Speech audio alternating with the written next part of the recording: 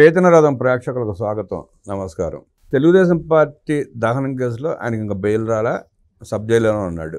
ఇంకో పక్కన liquor scam కేసులో బాలాజీ గోవిందప్ప అరెస్ట్ అవటం, కృష్ణమోహన్ రెడ్డి, ధనంజయ రెడ్డికి సుప్రీంకోర్టు ఊరటనివ్వడం, ఈ జరుగుతున్న పరిణామ క్రమంలో ఏ కేసు ఎటు వెళుతుంది, ఏ కేసులో ఎవరికి ఎలాంటి శిక్షలు పడే అవకాశం ఉంది, నదులన్నీ సముద్రంలో కలిసినట్టు మీరు ఏ కేసు తీసుకున్నా అన్ని ప్యాలెస్ వైపు, జగన్మోహన్ రెడ్డి, బాత్రెడ్డి వైపే చూపిస్తున్నాయి. ఈ నేపథ్యంలో జరగబోయే పరిణామాల మీద మనతో వివరించడానికి ప్రముఖ ఆర్థిక, సామాజిక, రాజకీయ విశ్లేషకులు అడిసిమల్ శ్రీనివాసరావు ఉన్నారు. వారిని అడిగి మరిన్ని విశేషాలు తెలుసుకునే ప్రయత్నం చేద్దాం. నమస్తే శ్రీనివాసరావు. నమస్కారం అండి. మీరు ఏ కేసు మూలం తీసుకున్నా అన్ని ప్యాలెస్ వైపు, జగన్ రెడ్డి, భారతిరెడ్డి వైపే చూపిస్తున్నాయి. అంతిమంగా ఏమవుతుంది అనుకుంటున్నారు? ఇప్పుడు జగన్మోహన్ రెడ్డి పార్టీలో కానీ, ఆయన ప్రభుత్వంలో కానీ, ఆయన సహచరులుగా కానీ, అనుచరులుగా కానీ ఉన్నవాళ్ళు సగం వాళ్ళ వ్యక్తిగత వికారాలు, మిగతా సగం జగన్ను అనుకూలంగా, జగన్ మెప్పించడానికి అనేటువంటిది వ్యవహారం నడిచింది. అందులో చాలామంది వాళ్ళకి వ్యక్తిగత వికారాలు లేకపోయినా జగన్ వాళ్ళు బుక్ అయిన వాళ్ళు ఉన్నారు. కొంతమంది రెండేళ్ల నుంచి తెప్పించుకున్నారు, ఎందుకు వచ్చిన కూడా బాబు వాళ్ళు జగన్మోహన్ రెడ్డి కూడా పక్కన పెట్టేసాడు. ఇక్కడ వంశీ దగ్గర చూసుకుంటే, వంశీ యాక్చువల్గా మంచి భవిష్యత్తు, మంచి నేపథ్యం ఉన్న ఒకడు. పరిటాల రవి గారి దగ్గర పనిచేశాడు. తర్వాత తెలుగుదేశం పార్టీ నుంచి 2 సార్లు ఎమ్మెల్యే అయ్యాడు. అంతకుముందు ఒకసారి ఎంపీగా పోటీ చేశాడు, గెలవకపోయినా కానీ ఒక మంచి స్థానం ఉంది పార్టీలో.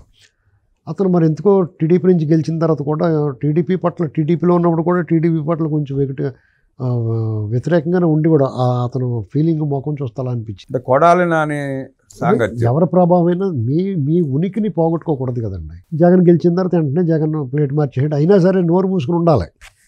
నోరు మూసుకుని ఉండకుండా అతను జగన్ను మెప్పించడానికి అన్నట్టుగా ఎక్కువ మాట్లాడాడు. చంద్రబాబు నాయుడు గారిని, వాళ్ళ కుటుంబాన్ని, అసలు ఈ టైప్ దరిద్రపు మాటలన్నీ మాట్లాడడానికి అతనే ఆద్యుడు. ఏం సాధించాడు, ఏం బాగున్నాడు, జీవితం ఏముందండి. ఇప్పుడు నిన్న అనేటువంటిది మంది కాదు. కాలం ఎత్తుకెళ్ళిపోయింది, కాలం కబలించింది. రేపు మనకు తెలియదు. ఇవాళ వర్తమానం, ఇవాళ నువ్వు ఎలా బతుకుతున్నావు, నువ్వు ఎలా ఉన్నావు, నువ్వేం తిన్నావు అనేటువంటిదే లెక్క. అటువంటిప్పుడు నువ్వేం సాధిద్దామని, నువ్వేం కోరుకున్నావు? నువ్వు ఎమ్మెల్యే అవ్వాలని అయిపోయావు, 2 సార్లు అయ్యావు. ఇంకా నువ్వేం కావాలి? ఆ ఉన్న పార్టీలో ఉండకుండా పోనీ పార్టీ మారితే మారావు. ఇటువంటి మాటలు మాట్లాడాల్సిన అవసరమే ఉంది. ఈ అడ్డగోలు వ్యవహారాలు ఎందుకు? దాని ఫలితం ఇప్పుడు ఇవాళ నీ కుటుంబం, బంధుమిత్రులు, నీ సన్నిహితులు, స్నేహితులు అందరూ కూడా నిన్ను దూరం పెట్టాల్సిన పరిస్థితి వచ్చింది కదా.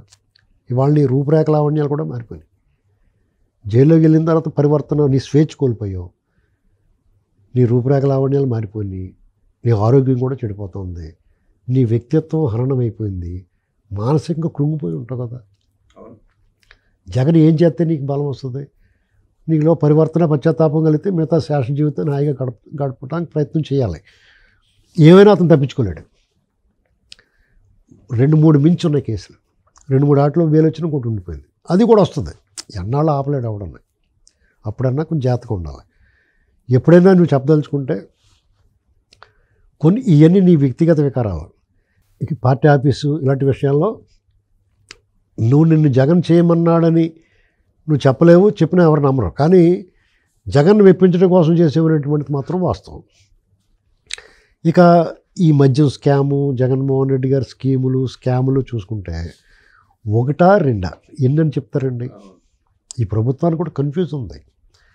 ఓ పక్కన ఋషికొండ దగ్గర ఆ కొండ కొరిగించేసి ప్యాలెస్ కట్టడం మొదలుపెట్టి ప్రతి జిల్లాలోనూ ప్రభుత్వ భూములు తీసుకుని వాళ్ళ ప్యాలెస్లు కట్టడం, పార్టీ ఆఫీసుల కింద వాళ్ళ మేనత్త విమలారెడ్డికి భూములు ఇవ్వటం దగ్గర నుంచి ఎవరికాడికి పందేరం చేసింది పెద్దిరెడ్డి, శివరెడ్డి, కరుణాకర్ రెడ్డి, ఈ బ్యాచ్ అందరికీ నువ్వు దోచిపెట్టేసింది. ఇసుకలోను, మద్యంలోను, రెవెన్యూ డిపార్ట్మెంట్లో వెళ్ళేటి అటవీ భూములు కొలగొట్టేసింది.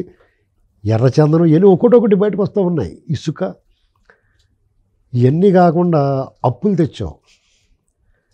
నువ్వు తెచ్చిన అప్పు ఎంత, రాష్ట్ర బడ్జెట్ ఎంత, ఆదాయం ఎంత, నువ్వు ఖర్చు పెట్టింది ఎంత చూసుకుంటే మిగతా డబ్బు ఏమైంది అనేటువంటి సమాధానం నువ్వు చెప్పలేకపోతే వీళ్ళకి తెలుస్తలేదు. ఎవడ దాన్ని మదింపు చేయలేకపోతున్నాడు. అంత కన్ఫ్యూజ్ చేసి పెట్టేసి, గజిబిచ్చేసేసి, ఫైల్స్ తగలబెట్టేసి సుప్రీంకోర్టు హుకుం సారీ చేసిన హుకుం అన్నా సరే 23 జిల్లాల కలెక్టర్ ఎన్జీటీ నుంచి వాళ్ళు వ్యతిరేకంగా తీర్పు వచ్చినా సరే ఇసుక విషయంలో ఇప్పుడున్న ప్రభుత్వం కూడా ఏం చేయలేకపోతుంది. అసలు అలా ఇలాంటి పరిస్థితుల్లో మీరు అన్నట్టుగా నదులన్నీ సముద్రంలో చేరినట్టుగా ఒక్కొక్క కేసు చివరికి వచ్చినప్పటికీ అంతిమంగా లబ్ధిదారుడు కానీ అసలు ముద్దాయి కానీ ఈయనే అవుతాడు, జగన్మోహన్ రెడ్డి గారు. ఏ విషయంలోనే సరే, అంటే జత్వానీ కేసు కానివ్వండి, రఘురామకృష్ణరాజు గారి కేసు కానివ్వండి, ఈ అరాచకాల్లోకి వస్తాయి. జత్వానీ కేసు కానీ, రఘురామకృష్ణరాజు గారి కేసు కానీ, డాక్టర్ సుధాకర్ది కానీ, ఇలాంటివన్నీ కూడా అరాచకంలోకి వస్తాయి. చంద్రబాబు నాయుడు గారి అక్రమ అరెస్టు, అచ్చెన్నాయుడు గారిది, ధూళిపల్లి నరేందర్ గారిది, ఇలాంటివన్నీ అరాచకాల్లోకి వస్తాయి. ఇక అవినీతికి వస్తే అంతే లేదు, ఆకాశమే వద్దు. ఇక నువ్వు ఎలా తప్పు, నువ్వు అవినీతిలోనూ నువ్వే ప్రథమ ముద్ద అయిపోతావు, అరాచకంలోనూ నువ్వే ప్రథమ ముద్ద అయిపోతావు. అసలు ఆడదామాంధ్ర కానీ అది ఏది తీసుకోండి, తిరుపతిలో కల్తీ నెయ్యి కానీ మీరు ఏదైనా తీసుకోండి. బాబాయ్ కేసు తీసుకున్నా ప్రథమ ముద్దాయే. అసలు ఇంకా అదైతే అది ఈ మధ్యకాలంలో కొంచెం పాతబడిపోయినట్టు అయిపోయింది. వీటన్నిటి ముందు పాతబడిపోయింది. ఒకదాని మించి ఇప్పుడు చిన్న గీత ముందు పెద్ద గీతలాగా అంతకుముందు నా 1,00,000 కోట్లు జైల్లోకి వెళ్ళింది, అది అసలు దాని గురించి ఎవడ మాట్లాడుకోవట్లేదు ఇప్పుడు. ఎందుకంటే ఒకదాని మించి ఒకటి జనం ఆశ్చర్యపోయేలాగా గుడ్లు తేలేసేలాగా చేసేట్లు. గమ్మత్తు చూడండి, ఆ పాత కేసులో సుమారుగా 4,000 వాయిదాలకు ఇంతవరకు అటెండ్ కాలేదు. ఇప్పటికి కూడా సంవత్సరం అయినా కూడా. మీకు ఆర్థిక నేరస్తులకు కానీ కొంతమందికి ఏమనిపిస్తుంది అంటే, ఇతను కేసు ఇదో కేస్ స్టడీ. ఇతను చూసిన తర్వాత వాళ్ళకి నేరస్తులకి ఏమనిపిస్తుంది అంటే, మనం ఏం చేసైనా డబ్బు సంపాదించి వ్యవస్థలు మన అదుపులో పెట్టుకోవచ్చు అనేటువంటి భావన ఒక రాంగ్ మెసేజ్ పోతుంది. వ్యవస్థలు అది గుర్తుపెట్టుకోవాలి. మీరు ఇటువంటి ఒకడిని ఇలాగ విచ్చలవిడిగా వదిలేస్తే ఈ సమాజానికి ఏం అర్థం చేసుకుంటుంది? రేపు నేరస్తుల సంఖ్య పెరుగుద్ది, నేరాలు పెరుగుతాయి. ఆర్థిక ఉగ్రవాదం అని చెప్పింది, ఆర్థిక నేరస్తులు ఉగ్రవాదుల కన్నా ప్రమాదం అని చెప్పింది సుప్రీంకోర్టు వ్యాఖ్యానించింది. ఇలాంటి పరిస్థితుల్లో ఈ వ్యవస్థలో కనీసం మీరు 100% నిజాయితీగా పనిచేయకపోయినా 50% అన్న పనిచేస్తే ఇటువంటి వాళ్ళు ఎలా బయట తిరిగి విచ్చలవిడిగా దోపిడీ చేయకుండా ఉంటుంది. దీనివల్ల అతను డబ్బులు సంపాదించుకుంటూ ఒకటే అయితే పర్వాలేదు, ఆ క్రమంలో ప్రజల మాన ప్రాణాలు పోతున్నాయి, కుటుంబాలు చిన్నాభిన్నం అయిపోతున్నాయి, భవిష్యత్తు అంధకారం అయిపోతుంది. 10-20 సంవత్సరాలు వెనక్కిపోతుంది రాష్ట్రం. వ్యవస్థలు నాశనం అయిపోతాయి. వ్యవస్థలన్నీ నాశనం అయిపోయిన తర్వాత వ్యవస్థలు మీ చెప్పిన మాట వినరు, వాళ్ళందరూ కలుషితం అయిపోతారు. మంచినీటి బావిలో విషం కలిపినట్టండి, ఊరంతా పోద్ది. అలాగే జరుగుతుంది ఇటువంటి వాడిని వదిలేయటం వల్ల. కాబట్టి మీకు వల్లభనేని వంశీ జైల్లో ఉన్నాడో అతను ఇబ్బంది పడుతున్నాడు అంటే ఖచ్చితంగా ఇబ్బంది పడతారు, ఎవ్వడూ తప్పించుకోలేడండి. చట్టం తన పని తాను కరెక్ట్గా చేసిన రోజుని వ్యవస్థలు కూడా నిష్పక్షపాతంగా నిజాయితీగా 100% ఉండొద్దు. మీరు ఉండమని కూడా మేము ఉండలేరు. మీరు 70-80% ఉన్నా, 70% ఉన్నా మీరు 100% ఉండాలి. కానీ 70% ఉంటే చాలు, వీళ్ళు ఎవరు బయట తిరగరు. ఎందుకంటే మీరు ఒకటే ఆలోచించుకోవాలి, ఎవరి కాళ్ళు ఆత్మపరిశీలన చేసుకోవాలి, గుండెల మీద చేసుకోవాలి. ఈ వ్యవస్థలో ఏ వ్యవస్థలో ఉన్నాయి, అధికార యంత్రాంగమా, శాసన వ్యవస్థ, ఎగ్జిక్యూటివ్ వ్యవస్థ, జ్యుడిషియరియా, అది ఏదైనా ఏ దర్యాప్తు సంస్థలో ఏదైనా సరే సామాన్యుడిని సంపన్నుడిని, అధికారం లేనివాడిని అధికారం ఉన్నవాడిని సమానంగా చూస్తున్నారు లేదా?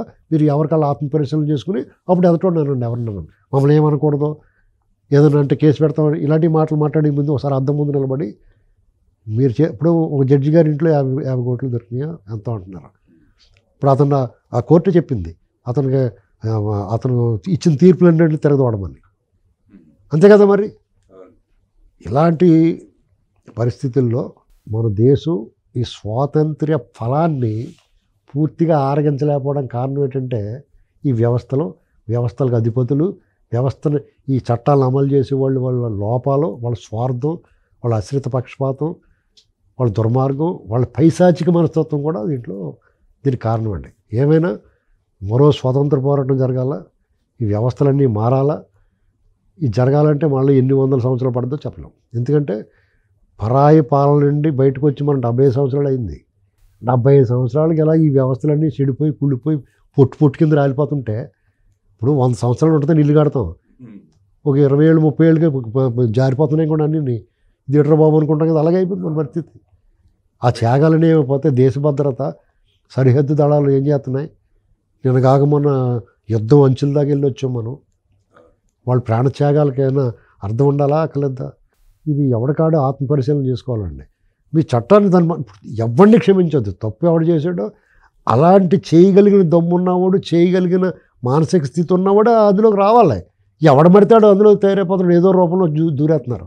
దూరేసి ఇంకా వాళ్ళు ఇష్టం చేసుకుంటూ పోతున్నారు. మనం గమనిస్తారండి, ఆ మహేష్ బాబు సినిమా ఒకటి ఉంది, అతడి సినిమానే ఏదో బిజినెస్ మ్యాన్ సినిమా.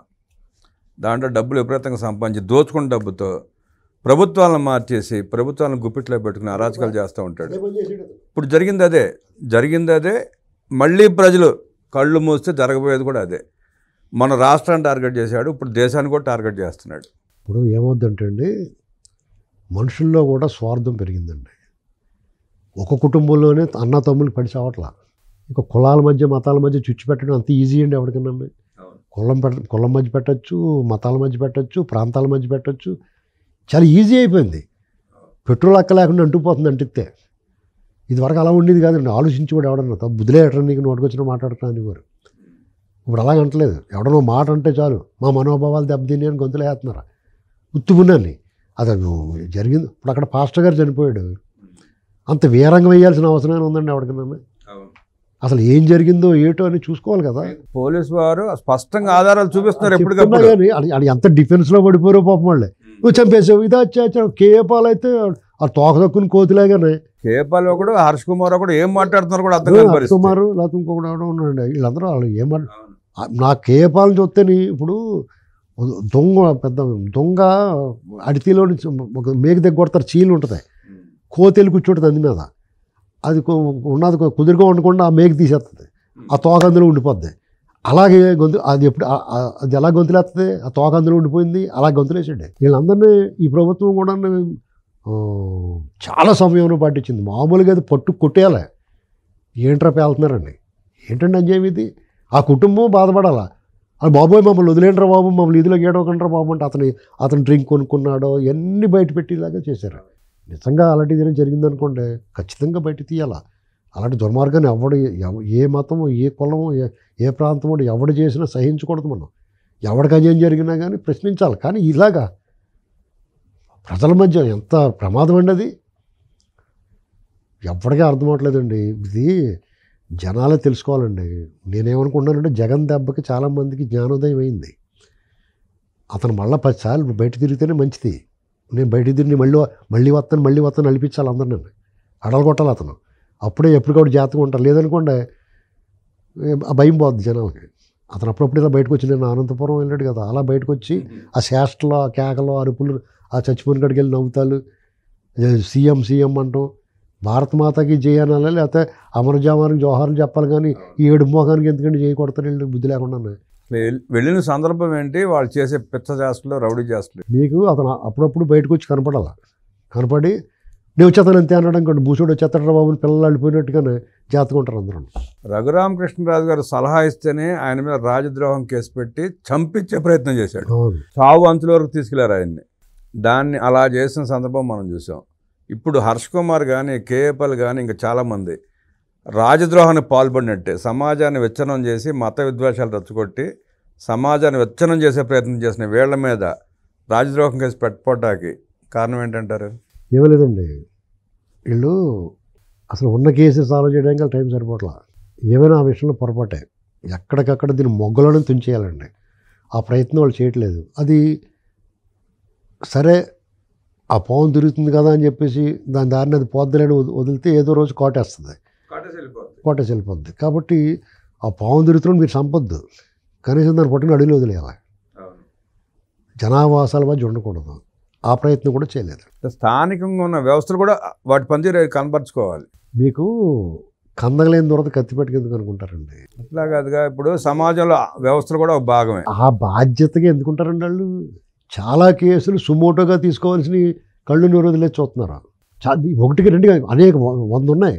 వాళ్ళు బాధ్యతగా ఏమయ్యా ఇదేం తప్పు కాదు. ఇప్పుడు పాస్టర్ కేసే చూడండి, వ్యవస్థలో ముందుకు రావాలా. ఇది మనోభావాలు దెబ్బతినిపోతే సెన్సిటివ్ మ్యాటర్. ఏంటంటే సెన్సిటివ్ మ్యాటర్? ఇలా సెన్సిటివ్ మ్యాటర్ అని కళ్ళు మూసుకొని కూర్చుంటే ఒకరోజు ఏదో ఒక రోజు అదే పాము ఆ వ్యక్తిని కూడా కాటేసి వెళ్ళిపోతుంది. ఇప్పుడు మీకు చాలా ప్రమాదకరమైన అంశాలు చాలా ఉన్నాయండి. ఎందుకంటే ఇప్పుడు జడ్జీలను దూషిస్తారు. అంతకుముందు జడ్జీలని, న్యాయమూర్తులను ఎలా మాట్లాడారండి వాళ్ళు? దాని మీద చర్యలు అప్పుడంటే ఆ ప్రభుత్వం కేసులు నమోదు చేయరు, సరిగ్గా చేయరు. వాళ్ళ మీద కేసులు వేయండి. వాళ్ళు బయటకు వచ్చి మళ్ళీ ఇష్టం మాడుతున్నారు. హైకోర్టులో ఉంది కేసు, అది పెండింగ్లో. ఇలాగా ఏమైనా వ్యవస్థలకు అధిపతులు దాన్ని చట్టాన్ని అమలు చేసేవాళ్ళు చాలా మార్పు రావాలండి. ఇది ప్రజలే చేయగలుగుతారు. ప్రజలేమో రూపాయికి 2 రూపాయలకి కక్కుర్తిపడి ఈ ఉచితాలకు అలవాటు పడి ఓటేయడానికి డబ్బులు తీసుకుని వాళ్ళు గొయ్యాలు తవ్వుకుంటున్నప్పుడు ఎవడేం చేస్తాడండి? నేను అదే అందుకని నన్ను కందగలేని దూరత కత్తిపెట్టుకు ఎందుకని ఎవడ బతుకు కోసం ఎవడ బతుకాడు కాపాడుకోవాలి, ఎవరినాడు కాపాడుకోవాల్సిన పరిస్థితుల్లో ఇక నువ్వే నిర్లక్ష్యంగా ఉంటే నువ్వే పుల్ నోట్లు తలబెడతానంటే ఇంకెవడు కాపాడతాడు? ఎవడికి పట్టింది ఇది? ఎవరికాడ అట్లా చూస్తూ ఉంటే అక్కడ సమాజం విచ్ఛిన్నం అయిపోయే పరిస్థితి, రాష్ట్రం అధోగతి పాలయ్యే పరిస్థితి ఉంటుంది. ఆ చివరికి వచ్చేటప్పటికి ఆ సెగ తగిలేటోడు అందరూ కలిపి మంచి నిర్ణయం తీసుకుని కరెక్ట్గా సంవత్సరం క్రితం.